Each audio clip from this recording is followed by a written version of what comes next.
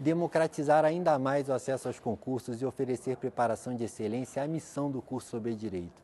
O meu nome é William Ackerman, eu sou defensor público do Estado do Rio de Janeiro desde 2012, assessor de ministro do Supremo Tribunal Federal desde 2018 e coordenador do curso sobre Direito. Aqui no nosso canal, vocês terão acesso a aulas com os melhores professores do país. E nas nossas turmas, há ferramentas disruptivas para facilitar o seu caminho até a aprovação. Então deixe seu like, se inscreva no canal e não deixe de conferir no nosso site as nossas turmas com matrículas abertas e preços promocionais. Pontos que considero relevantes para a compreensão da matéria do direito processual civil, novamente com a advertência de que deve ser lido o Código de Processo Civil, especialmente temas que estejam relacionados ao Ministério Público, deve ter atenção especial.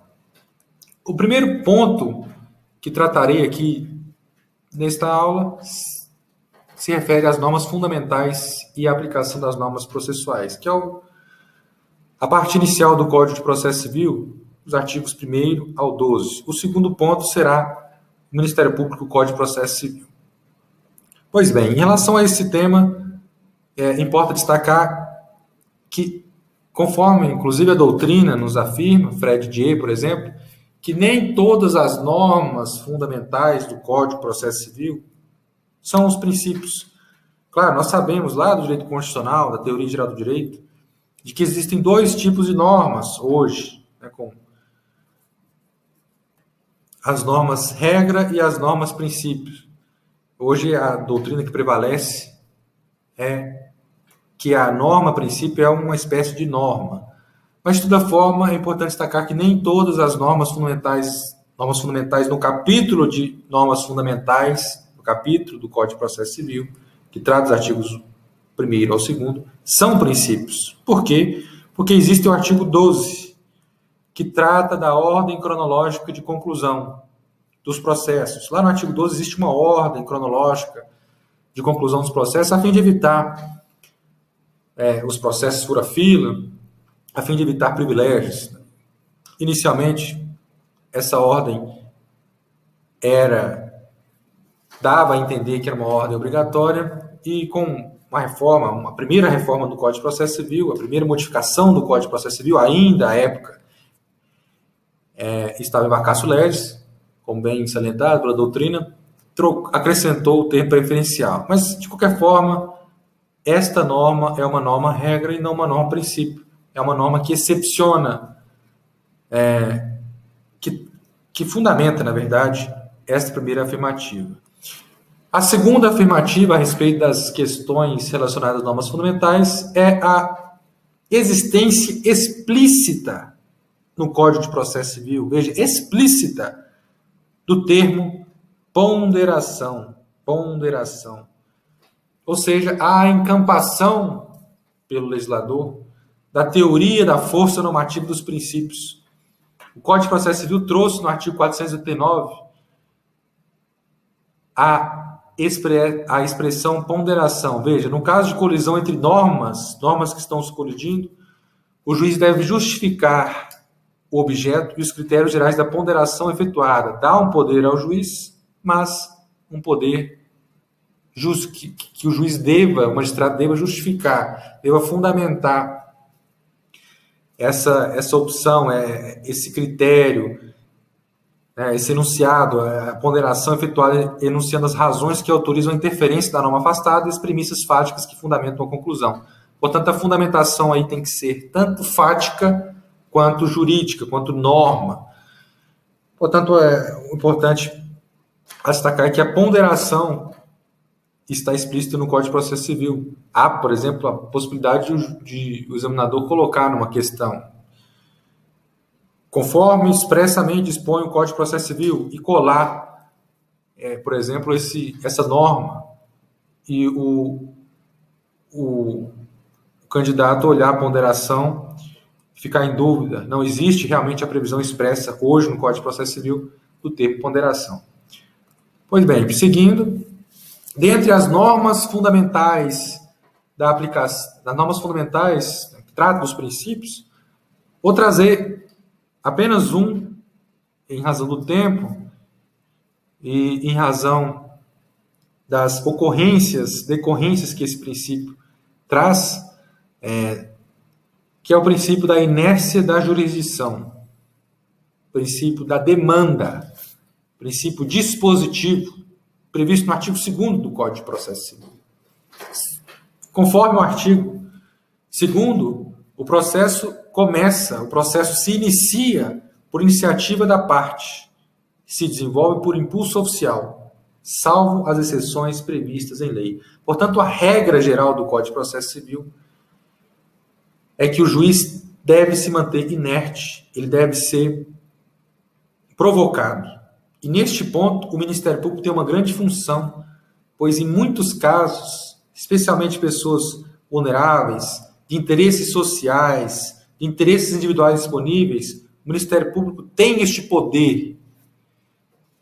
dever de provocar o juízo, embora, como nós sabemos, o Ministério Público resolutivo deve preponderar, mas nos casos em que o Ministério Público resolutivo, nos casos em que a resolução do problema, a resolução daquele conflito não possa ser resolvido de forma extrajudicial, o Ministério Público tem o dever de provocar o juiz para tratar sobre aquele determinado tema. Isso, o juiz não pode, como regra geral, atuar de ofício, iniciar um processo civil de ofício.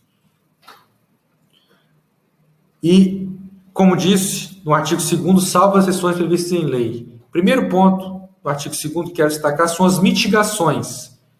Eu vou dividir aqui entre mitigações e exceções. Mitigações. A primeira mitigação, nós temos o artigo 322, parágrafo 2º, que trata a respeito da interpretação dos pedidos. Veja lá, o 322 diz que o pedido deve ser certo. O parágrafo 2º diz que a interpretação do pedido considerará o conjunto da postulação e observará o princípio da boa-fé. Então, nós temos aqui o princípio da boa-fé. Já saliento que o princípio da boa-fé também está previsto nos primeiros artigos do Código de Processo Civil, mas ele se esparrama. Ele está previsto também em diversos outros dispositivos do Código de Processo Civil. A boa-fé objetiva, fundamental, estudada no direito civil, também se aplica, evidentemente, ao Código de Processo Civil. Aquela ideia de paridade de armas, de partes se contrapondo a todo momento, não é a ideia mais atual. A boa-fé deve ser aplicada, deve ser explicitada, deve ser executada no Código de Processo Civil em diversas situações, tanto pelo juiz quanto pela parte. Neste caso, a interpretação do juízo observará o princípio da boa-fé. E aqui eu gostaria de trazer algumas observações. A primeira é que o Código de Processo Civil de 1973, Código Busar, afirmava que deveria ser interpretado restritivamente. Ou seja, a inércia do juiz, neste caso, era maior. Aqui não. Com o Código de Processo Civil de 2015, há uma abertura, ainda que de certa forma gradual, de certa forma restrita, mas há uma abertura para uma interpretação dos pedidos com base no princípio da boa-fé. E neste ponto também gostaria de destacar a respeito da interpretação lógico-sistemática do pedido. Também está inserido dentro desta interpretação dos pedidos. Ou seja, extrai-se o que se pretende com a instalação da demanda de todo o corpo da petição inicial, de tudo o que foi dito na petição inicial, e não apenas na leitura da sua parte conclusiva, e não apenas no tópico dos pedidos. O juiz, o magistrado, ao ler a petição inicial, se ele verificar que existe um pedido que está no corpo da petição, mas que, por um acaso, não está explícito na parte dos pedidos, no capítulo dos pedidos, na parte conclusiva, é possível, realizando sua interpretação lógico-sistemática, considerar como feito aquele pedido. E isso, de certa forma, é uma mitigação da inércia da jurisdição. Pois bem, há uma outra mitigação do princípio da inércia da jurisdição, ou princípio dispositivo, que é a previsão de poderes instrutórios do magistrado. O Código de Processo Civil trouxe poderes instrutórios do juiz. Lá no artigo 370 diz que cabe ao juiz de ofício, ou a requerimento da parte, determinar as provas necessárias ao julgamento do mérito. E o parágrafo único vai além, dizendo que o juiz indeferirá em decisão fundamentada as diligências inúteis ou meramente protelatórias. Inúteis ou meramente protelatórias, claro, fundamentando, de acordo com a análise jurídica daquele caso, o juiz pode indeferir esses pedidos, as diligências. Isso, a previsão expressa de poder instrutório do juiz, põe por terra a corrente garantista do processo. Corrente garantista do processo, que trabalhava com a ideia de que as partes devem trazer tudo ao processo. O juiz é um mero espectador do processo. O juiz não teria poder instrutório. O juiz era apenas um espectador aguardando que as partes tragam a ele para decidir o feito. Não tendo, de acordo com essa corrente, como disse, já superado, o juiz qualquer poder instrutório para fundamentar a sua decisão. E também, em decorrência do poder instrutório, é o método de valoração da prova, que é a persuasão racional ou convencimento motivado. Novamente, motivação das decisões judiciais também é uma norma bastante relevante e que está presente em diversos pontos do Código de Processo Civil. Falamos das duas mitigações ao princípio da inércia da jurisdição e agora vamos para as exceções ao princípio da inércia da jurisdição. Como dito lá no artigo 2º do Código de Processo Civil, o processo começa por iniciativa da parte e se desenvolve por impulso oficial. Esta é a regra. E aqui o próprio artigo excepciona, salvo as exceções previstas em lei. Salvo as exceções previstas em lei. Certo, as exceções previstas em lei são diversas, vou trazer algumas a título de conhecimento, até para ter uma interdisciplinariedade entre os artigos do Código de Processo Civil e também, de certa forma, entre o Direito Civil e o Código de Processo Civil. O artigo 322, por exemplo, parágrafo 1º, diz que o pedido, no pedido, compreende os juros legais, compreende a correção monetária e compreende as verbas de sucumbência. Não há a necessidade, aliás, vou retificar, se a parte não traz, ainda que a parte não traga no seu pedido os juros legais, a correção monetária, as verbas de sucumbência, o juiz pode, como exceção à inércia, deferir, fixar esses valores. Portanto, isso é uma exceção ao princípio da demanda, ao princípio dispositivo. A segunda exceção diz respeito às obrigações de prestações sucessivas. Neste caso, como decorrente da própria prestação sucessiva, o magistrado pode conceder decorrências daquele pedido sucessivos, ainda que a parte não tenha feito. Isso também é uma exceção, de certa forma, ao princípio da inércia da jurisdição.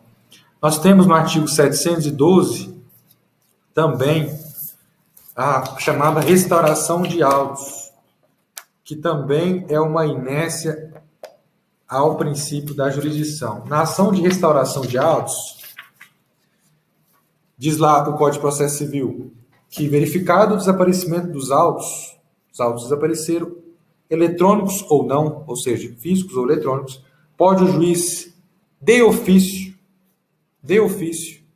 qualquer das partes do Ministério Público, promover-lhes a restauração. Há um claro interesse público se os autos desaparecerem. Penso que evitar que o juiz não pudesse, prever que o juiz não pudesse, de ofício, tratar sobre a ação de reparação dos autos, seria, de certa forma, até equivocada, tendo em vista o interesse público. Portanto, neste caso, também se justifica plenamente a exceção ao princípio da inércia da jurisdição.